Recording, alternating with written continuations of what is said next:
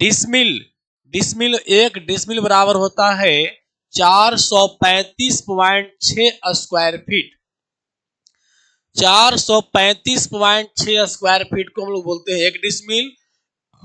अगर बात करें तो मोटा मोटी अगर लेके चलिएगा तो 435 स्क्वायर फीट को SQF को हम लोग बोलते हैं एक डिसमिल। क्या बोलते हैं बाबू? एक डिसमिल। एक बात समझो, जैसे मान लो कि ये बता दे इसलिए कि लैंड मेजरमेंट में काम आएगा।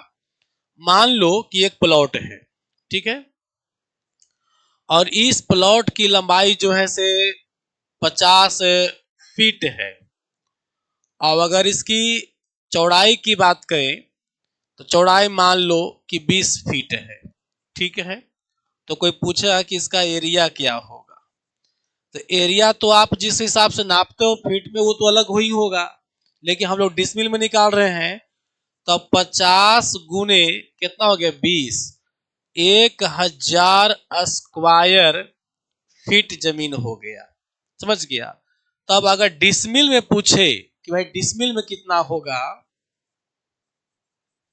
डिसमिल में क्या होगा, तो 1000 स्क्वायर फीट में हम लोग 435 से भाग दे देंगे।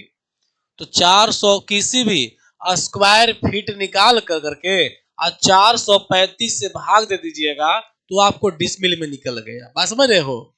अब एक कट्ठा में कितना डिसमिल, तो हर क्षेत्र का अलग अलग होता है। कहीं 3.5 डिसमिल का, कहीं 3 डिसमिल का, कहीं 4 डिसमिल का, कहीं 3.125 डिसमिल का कट्ठा होता है।